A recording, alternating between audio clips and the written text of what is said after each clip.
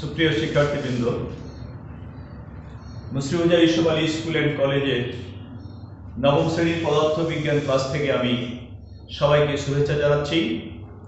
আমি মোহাম্মদ আব্দুল করিম, সহকারী শিক্ষক।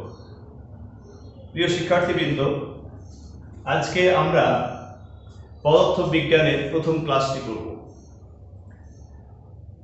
আমরা জানি পদার্থবিজ্ঞান বইয়ে একটি ছোট্ট শব্দের একটি অধ্যায় আছে।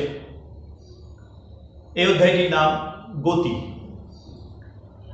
আমরা এই গতি অধ্যায় থেকে আমরা পাঠ শুরু করি। আমরা চারপাশে যদি দেখি, বহু বস্তু আমরা দেখি।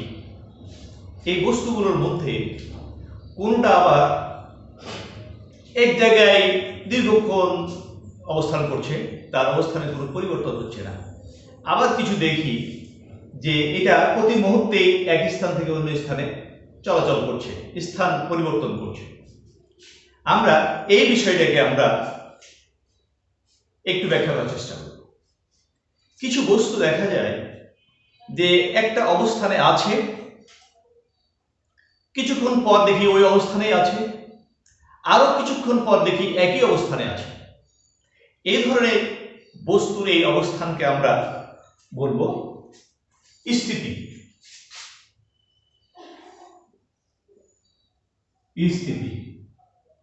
তাহলে আর যে সকল বস্তু সময়ের সাথে পারিপার্শ্বিকের সাপেক্ষে সে স্থান পরিবর্তন করবে। অন্য একটি সাপেক্ষ বস্তু যদি বিবেচনা করি, তাহলে সেখান থেকে কিছু সময়ের মধ্যেই তার ব্যবধানটা হয় বেড়ে যাবে আর না হয় কমে যাবে। এই ধরনের বস্তুর অবস্থানকে বলবো আমরা গতি। তো এই দুটা পরস্পর বিপরীত। এখানে অবস্থানের পরিবর্তন হয় না, কিন্তু গতিতে অবস্থানের পরিবর্তন হয়। এই সময়ের সাথে সাথে এই অবস্থানের পরিবর্তন হয় না, আর অবস্থানের পরিবর্তন হয়। এই দুই অবস্থা, একটা হল স্থিতি আর একটা হল গতি। মজার ব্যাপার হচ্ছে যে আমরা যদি আরো গভীরভাবে বিশ্লেষণ করি এই দুইটা অবস্থাকে, তাহলে আমরা কি দেখতে পাবো? ধরি এই টেবিলটা এখানে আছে, এই মুহূর্তে এখানে আছে, ঠিক কিছুক্ষণ পর এই যে কয়েক সেকেন্ড চলে গেল, এখনো সেখানেই আছে। অর্থাৎ আমার থেকে বা দেয়াল থেকে বা এই দেয়াল থেকে বা অন্য কোনো দেয়াল থেকে এই ঘরের মধ্যে অন্য যে সমস্ত আসবাবপত্র আছে সেখান থেকে এই টেবিলের অবস্থানে কিন্তু কোনো পরিবর্তন হচ্ছে না। সুতরাং এই টেবিলের অবস্থানকে আমি বলবো স্থিতি। অ্যাট দ্য সেম টাইম আমি এটা যদি বিবেচনা করি যে সূর্যের সাথে পৃথিবীর কি সম্পর্ক, সূর্যের সাথে পৃথিবী প্রতিনিয়তই ব্যবধানের একটা পরিবর্তন হচ্ছে, কিংবা চন্দ্রের সাথে পৃথিবী একটা ব্যবধানের পরিবর্তন কিন্তু হচ্ছে। আর এই টেবিলটা ঠিক পৃথিবীর উপরে অবস্থান করছে।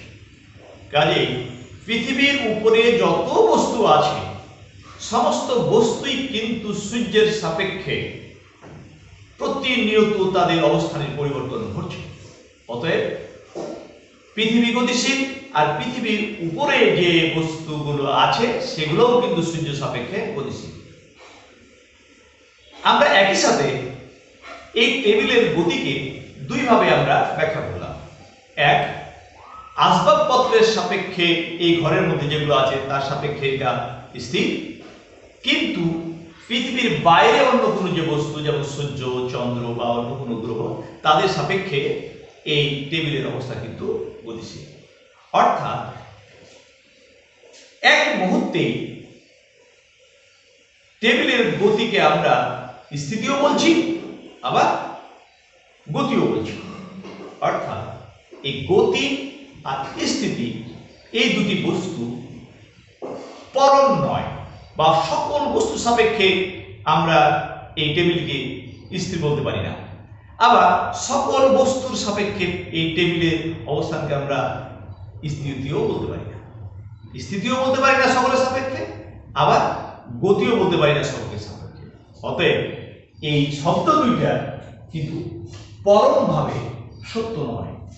আমরা এই জন্য এটাকে লিখব যে সকল গতি হচ্ছে আপেক্ষিক, সকল স্থিতি হচ্ছে আপেক্ষিক, কোনো স্থিতি বা কোনো গতি পরম নয়। প্রিয় শিক্ষার্থীবৃন্দ, এবার আমরা পদার্থ বিজ্ঞানে গতি অধ্যায়ে কিছু টার্ম আছে, এগুলোকে আমরা, কিছু রাশি আছে, এগুলোকে আমরা বুঝে নেওয়ার চেষ্টা করব। প্রথমত আমরা একটা বস্তুর গতি বিবেচনা করব। এ অবস্থানে একটা বস্তু এ অবস্থান থেকে যদি গতিশীল হয়, ধরে এইভাবে গেল, এই দিক দিয়ে গিয়ে এই অবস্থানে আসে, এই অবস্থানের নাম হলো বি। এই অবস্থানের নাম বি। তাহলে আমরা বস্তু দেখলাম যে এ থেকে এই পথ অতিক্রম করে বি অবস্থানে। অতএব এই যে রেখাটি আমরা বোর্ডে দেখছি, এই রেখাটির একটা দৈর্ঘ্য আছে। এই রেখাটির যে দৈর্ঘ্য সেটি হচ্ছে ওই বস্তুটি অতিক্রান্ত দূরত্ব। অতিক্রান্ত দূরত্ব, দূরত্ব হচ্ছে এই রেখার দৈর্ঘ্য, এই রেখার দৈর্ঘ্যই হচ্ছে দূরত্ব। আবার এখান থেকে এর অবস্থান এ এখানে, বি এখানে, আমরা সরাসরি যদি একটা সরলরেখা দিয়ে যোগ করি, তাহলে এ থেকে বি পর্যন্ত যে সরলরেখা, এটার যে দৈর্ঘ্য, এই দৈর্ঘ্যটা হলো এই বস্তুর সরল, এই বস্তুর সরল। এখন আমরা দেখছি যে দূরত্ব যখন আমরা বিবেচনা করছি, তখন বস্তুটি যে কোনো দিকেই যাচ্ছে, এর কোনো দিকে ঠিক নেই, নির্দিষ্ট কোনো দিক নেই। এই সরলরেখায় নির্দিষ্ট কোনো দিক নেই। কিন্তু এ থেকে যখন বিতে গেলাম, তখন সুন্দর একটা দিক আমরা বলবো যে বস্তুটি এখন আছে হলো এ থেকে বি এর দিকে সরলরেখা বলা, তার সরলটা হয়েছে এই। অর্থাৎ এই রাশিটা দিক আছে, এর দিক আছে, কিন্তু এটার দিক নেই, দিক নেই। অতএব সরল হচ্ছে দিক রাশি আর দূরত্ব হচ্ছে অদিক রাশি। এটি ভেক্টর এবং এটি স্কেলার। এখন এই দূরত্বের একক আছে। আমরা যদি এই দৈর্ঘ্যটা পরিমাপ করি, তাহলে দূরত্বের একক হবে মিটার। এটা মিটার, আর এটাকে আমরা এম দিয়ে প্রকাশ করে থাকি, ছোট হাতে এম দিয়ে প্রকাশ করি। সরল, এটিরও আমরা দৈর্ঘ্য মেপে আমরা বলি এটা পরিমাণটা, অতএব এটারও একটা একক আছে, এটাও মিটার, এবং এটাও আমরা এম দিয়ে লিখি। অর্থাৎ দূরত্ব এবং সরল উভয় একক হলো মিটার, আর একটি দিক আছে, একটি দিক নেই।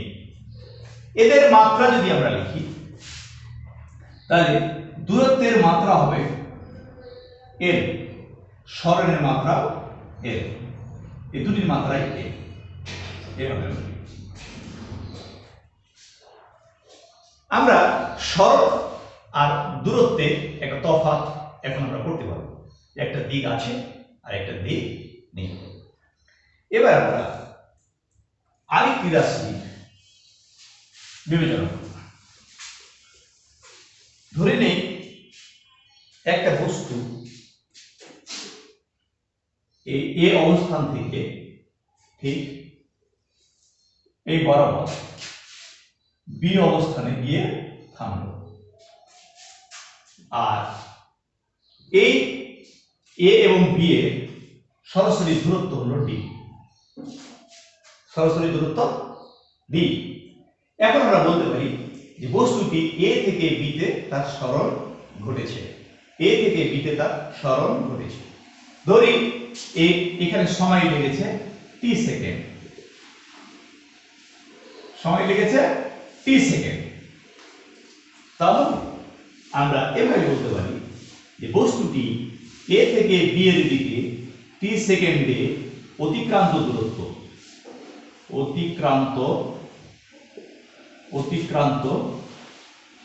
দূরত্ব হলো ডি মিটার। অবশ্যই এ থেকে বি এর দিকে টি সেকেন্ডে অতিক্রান্ত দূরত্ব ডি মিটার। আমরা যখন দিক উল্লেখ করছি তখন কিন্তু এটা দিক রাশি হয়ে গেছে, এটা অলরেডি সরণ হয়ে গেছে। তাহলে 1 সেকেন্ডে অতিক্রান্ত দূরত্ব কত হবে? 1 সেকেন্ডে অতিক্রান্ত দূরত্ব হবে d/d মিটার।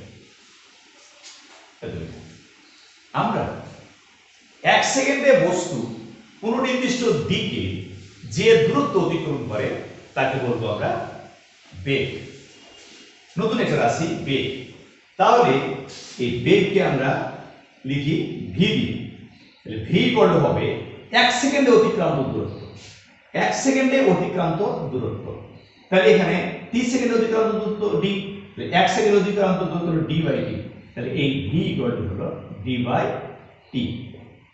আমরা দূরত্ব যখন বলছি তখন ডি, কিন্তু সরণ যখন বলবো তখন এটি হয়ে যাবে এস। তো আমরা এস দিয়ে লিখি, এস মিটার। তাহলে এখানে হবে এস, এখানেও হবে এস। এখানে এস হচ্ছে সরণ, এস হলো সরণ। সরণ লেখার দিক লেখার প্রয়োজন হয় না, সরণ এস। তাহলে বেগের রাশি আমরা পেয়ে গেলাম v equal to s by t। আমরা যখন d দিয়ে লিখব তখন এটি দূরত্ব হবে। তো 30 সেকেন্ডে অতিক্রান্ত দূরত্ব যদি d হয় তাহলে 1 সেকেন্ডে অতিক্রান্ত দূরত্ব হবে d/t, যেটা আগে লিখেছিলাম। এক্ষেত্রে কিন্তু দিক নেই, যে কোনো দিক হতে পারে। দিক নেই, যখন দিক নেই তখন d, যখন দিক আছে তখন s। এখন এই ক্ষেত্রে আমরা এই v ইকুয়াল টু লিখব d/t। এই v কে লেখা হবে দ্রুতি, এই v এর নাম হলো দ্রুতি। আমরা যেমন দূরত্ব আর সরণ দেখেছিলাম, দূরত্ব এবং সরণ, এটা ছিল দিক রাশি, এটা ছিল দিক রাশি, এটা ছিল অদিক রাশি। এখন এখানেও কিন্তু এই বেগ হয়ে গেল দিক রাশি আর দ্রুতি হলো অদিক রাশি। আসলে আমরা এটা বুঝতে পেরেছি। এখন বেগের একটা আমরা একক লিখব, বেগের একক। বেগের একক কি হবে? এখানে দুটি রাশি আছে, s এবং t। s হচ্ছে সরণ, t হচ্ছে সময়। সরণের একক আমরা আগে বলেছি মিটার, আর সময়ের একক বলেছি আমরা সেকেন্ড। তাহলে এটাকে আমরা এভাবে লিখব, কিংবা এটাকে আমরা মিটার পার সেকেন্ড এভাবে লিখব, কিংবা মিটার পার সেকেন্ড এভাবে লিখব। আমরা যে কোনো একভাবে লিখতে পারি। প্রচলিত আমাদের বর্তমান বইয়ে এটি আছে মিটার পার সেকেন্ড। একইভাবে আমরা দ্রুতির একক নির্ধারণ করব। দ্রুতির একক হলো metre per second, metre per second. এখন একক কিন্তু একই দুটো, কিন্তু শুধু পার্থক্য হচ্ছে দিকে, পার্থক্য হচ্ছে দিকে। সরি,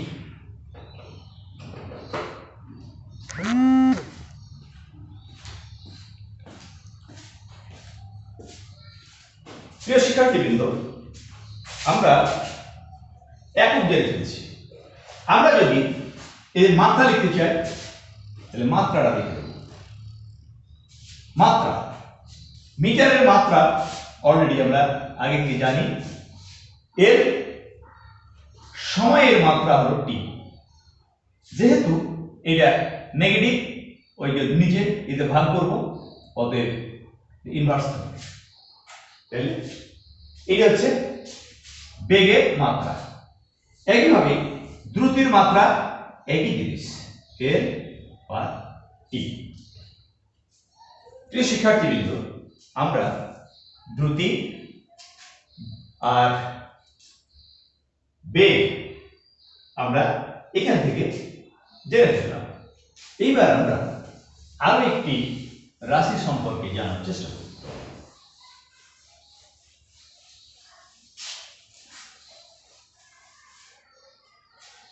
এখন কোন একটা বস্তু এ এই দিকে যাবে, বি অবস্থানে গেল, এ অবস্থান থেকে বি অবস্থানে গেল। যথারীতি এ অবস্থানে এটার বেগ ছিল ইউ, কিন্তু বি অবস্থানে এর বেগ যদি বৃদ্ধি পেয়ে হয় ভি, বৃদ্ধি বা হ্রাস যাই হোক, এ অবস্থান থেকে বি অবস্থানে যাওয়ার সময় বস্তুটি এ অবস্থানে বেগ ছিল ইউ আর বি অবস্থানে বেগ হলো ভি। এখানে সময় হলো টি। এই এ থেকে বি তে যেতে সময় লেগেছে টি। আমরা বুঝতে পারছি যে টি সেকেন্ড সময়ের ব্যবধানে বেগের একটা পরিবর্তন হয়ে গেছে। আর এই পরিবর্তন হয় বল প্রয়োগ করলে, সেটা আমরা পরে আসবো। তো এই যে বেগের পরিবর্তন হলো এবং এটি টি সেকেন্ড সময়ের মধ্যে হয়েছে, এটাকে যদি আমরা একক সময়ে বেগের পরিবর্তন হিসাব করি তাহলে হিসাবটা হবে এরকম যে টি সেকেন্ড সময়ে বেগের পরিবর্তন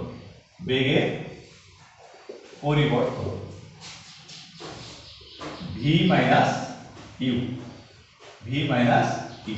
এই বেগের পরিবর্তন।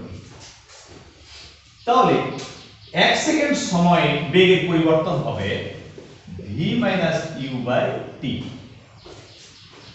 এখানে এই 1 সেকেন্ড সময়ে বেগের পরিবর্তন, এটিকে আমরা বলবো বেগের পরিবর্তনের হার।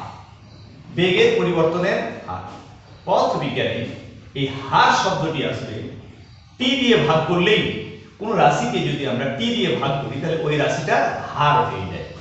তাহলে এখানে বেগের পরিবর্তনের হার। আর পদার্থবিজ্ঞানের সংজ্ঞায় আছে বেগের পরিবর্তনের হার হলো ত্বরণ। তাহলে ত্বরণকে আমরা যদি এ দিয়ে লিখি, ত্বরণ এটাকে যদি আমরা এ দিয়ে লিখি তাহলে এ ইকুয়াল টু হবে V minus you by T. অর্থাৎ ত্বরণ হলো বেগের পরিবর্তনের হার। সুন্দর একটা সংজ্ঞা ত্বরণের, যে বেগের পরিবর্তনের হারকে ত্বরণ বলে। অর্থাৎ এটি প্রতি সেকেন্ডে কি পরিমাণ বেগ বেড়ে যাচ্ছে, এটাই হচ্ছে ত্বরণ। এখন যদি এই বেগ কোনো সময় আবার দ্রুত বেগে গতিশীল কোনো বস্তু যখন সেখানে বল প্রয়োগ করা হয় তার গতির বিপরীত দিকে, তখন কিন্তু বেগটা ধীরে ধীরে কমে যায়। অর্থাৎ এই দ্বিতীয় বেগটি বাড়তেও পারে আবার কমতেও পারে। এখন যদি v is greater than u হয় তাহলে ত্বরণটা আসবে পজিটিভ। অর্থাৎ এই বড় রাশি থেকে ছোট রাশি বিয়োগ, তাহলে পজিটিভ রাশি আছে। কিন্তু যদি u is greater than v হয়, অর্থাৎ শেষ বেগটা যদি কমে যায়, তখন কিন্তু আসবে এ এর মান আসবে নেগেটিভ। এইটাকে আমরা ত্বরণ বলবো, কিন্তু এটাকে আমরা বলবো মন্দন। আমরা এর পরবর্তী আলোচনাতে ত্বরণ এবং মন্দন দুটি রাশি আমরা আলোচনা করব। এখন আমরা বুঝে গেলাম ত্বরণ হলো পজিটিভ ত্বরণ আর মন্দন হচ্ছে নেগেটিভ ত্বরণ। পজিটিভ ত্বরণ আর নেগেটিভ ত্বরণ, এটা ত্বরণ, এটা হলো মন্দন। প্রিয় শিক্ষার্থীবৃন্দ, আমরা এতক্ষণ ধরে পদার্থ বিজ্ঞানের গতি অধ্যায়ে কতিপয় গুরুত্বপূর্ণ রাশি নিয়ে আমরা আলোচনা করলাম। আশা করি এই আলোচনা থেকে আমরা এই রাশিগুলো চিনতে পারবো এইগুলোর সংজ্ঞা দিতে পারবো, এইগুলোর একক লিখতে পারবো, এইগুলোর মাত্রা আমরা দিতে পারবো। এখন এই যে রাশিগুলো আছে, এই রাশিগুলো আলাদা আলাদা ভাবে আমরা দেখলাম, কিন্তু এই রাশিগুলোর মধ্যে পারস্পরিক কতিপয় সম্পর্ক আছে। আমরা এখন যদি এই সম্পর্কগুলো কোন রাশির সাথে কি ধরনের সম্পর্ক আছে এইগুলো যদি টোটাল একটু বিশ্লেষণ করে এখানে উপস্থাপন করি, তাহলে দেখব যে 4টি সম্পর্ক আমরা এখান থেকে পাব। আমি আগে বলে রাখি যে এই 4টি সম্পর্ককে আমরা গতির সমীকরণ নামে অভিহিত করব। পদার্থবিজ্ঞানের গতি অধ্যায়ে অত্যন্ত গুরুত্বপূর্ণ একটি বিষয় গতির সমীকরণ। আমরা আমাদের দৈনন্দিন জীবনে, ব্যবহারিক জীবনে বহু সমস্যায় এই গতি সংক্রান্ত যে সমস্যা আছে, এই সমস্যাগুলি আমরা এই 4টি সমীকরণের মাধ্যমে আমরা কিন্তু সমাধান করতে পারব। কাজেই এই সমীকরণগুলো শেখা আমাদের জন্য অত্যন্ত জরুরি। প্রিয় শিক্ষার্থীবৃন্দ, আমি সকলের মনোযোগ আকর্ষণ করছি যে কিভাবে আমরা এই রাশিগুলির মধ্যে পারস্পরিক সম্পর্ক তৈরি করতে পারি। লক্ষ্য করি যে কোনো একটা বস্তু গতিশীল হবে, তো এই অবস্থানে তার বেগ হলো ইউ, তার প্রাথমিক বেগ হচ্ছে ইউ বেগে বস্তুটি গতিশীল আছে। যদি ইউ 0 হয় তাহলে বলবো বস্তুটি স্থির আছে। এখন ইউ বেগ নিয়ে বস্তুটি যে চলছে, এই সময়ে যদি এর উপরে একটা বল প্রয়োগ করা হয়, তাহলে এটা কি হবে? বেগটা বেড়ে যাবে। গতির দিকে যদি বল প্রয়োগ করি তাহলে বলটা বেড়ে যাবে, আর বিপরীত দিকে যদি বল প্রয়োগ করি তাহলে বেগটা কমে যাবে। ধরে নিই আমরা বল প্রয়োগ করলাম আর নতুন একটা বেগ সে পেল, সেই বেগটাকে আমি লিখছি ভি। আর বল প্রয়োগ করেছিলাম আমি টি সেকেন্ড সময় ধরে, আমি বল প্রয়োগ করছি। একটু আগে ত্বরণের সংজ্ঞা থেকে আমরা দেখলাম যে বস্তুটি একটা ত্বরণ হবে, যেহেতু বল প্রয়োগ করা হয়েছে ত্বরণ হবে, আর এই ত্বরণ হবে V minus you by T. অবশ্যই মনে আছে, একটু আগে আমরা এটা আলোচনা করেছি। এখন এখানে দেখা যাচ্ছে 1 2 3 4টা রাশি আছে। এই 4টা রাশির মধ্যে একটা সম্পর্ক তৈরি হয়ে গেছে। এখানে আমরা লিখতে পারি v minus u equal to এটি। আমরা চূড়ান্ত ভাবে লিখব v equal to u plus এটি। প্রিয় শিক্ষার্থীবৃন্দ, এটি হচ্ছে গতির প্রথম সমীকরণ। এটি আমরা 1 নম্বর সমীকরণ হিসেবে লিখব।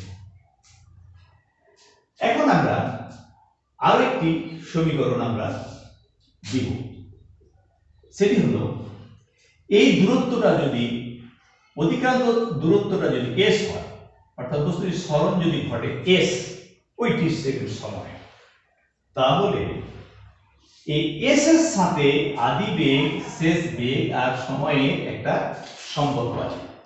সেটা s এর বেগ কিন্তু দুই রকম, একটা হলো আদি বেগ আর একটা হলো শেষ বেগ। তো এখানে আমরা যদি গড় বেগ নির্ণয় করি, তাহলে গড় বেগ হলো দুটি বেগের যোগফলের গাণিতিক গড়, that is v plus u by 2। এটা হচ্ছে গড় বেগ, আর এই গড় বেগকে আমরা লিখব ভি বাদ ভি এভাবে। কিন্তু বেগের সংজ্ঞা থেকে আমরা কি জানি? বেগের সংজ্ঞা থেকে যদি আমরা বেগ লিখি তাহলে ভি ইকুয়াল টু হবে সরণ বাই সময়, অতিক্রান্ত দূরত্ব বাই সময়। আমরা একটু আগে দেখেছি অতিক্রান্ত দূরত্ব হচ্ছে s বাই সময় হলো t। এখন এটা হলো বেগ, গড় বেগ, আর এটাও কিন্তু গড় বেগ, তাহলে এই দুটি সমান। তাহলে এই দুইটাকে আমরা লিখব s by t equal to v plus u by 2। এখন আমরা s ইকুয়াল টু লিখতে পারি চূড়ান্ত ভাবে v plus u by 2 into t। এটিকে এই সমীকরণটিকে গতির দ্বিতীয় সমীকরণ নামে অভিহিত করা হয়। এখানেও দেখা যাচ্ছে সরণ, আদিবেগ, শেষ বেগ এবং সময়ের মধ্যে একটা সম্পর্ক। প্রিয় শিক্ষার্থীবৃন্দ, আমরা আজকে গতির গুরুত্বপূর্ণ 1 নম্বর এবং 2 নম্বর সমীকরণ পর্যন্ত আমরা জানলাম। পরবর্তী ক্লাসে আরো 2টি সমীকরণ নিয়ে জেনে আমরা এই সংক্রান্ত কিছু সমস্যা আমরা আলোচনা করব। আশা করি আজকে এই পাঠ থেকে এই গতি অধ্যায়ের বিভিন্ন রাশি এবং গতির গুরুত্বপূর্ণ 2টি সমীকরণ আমরা তৈরি করতে পারবো এবং এগুলো অনুশীলনের মাধ্যমে মনে রাখার চেষ্টা করব। আগামী কালকে পরবর্তী 2টি সমীকরণ তৈরি করার প্রত্যাশা রেখে আমি আজকের মতো এখানে শেষ করছি। ধন্যবাদ সবাইকে।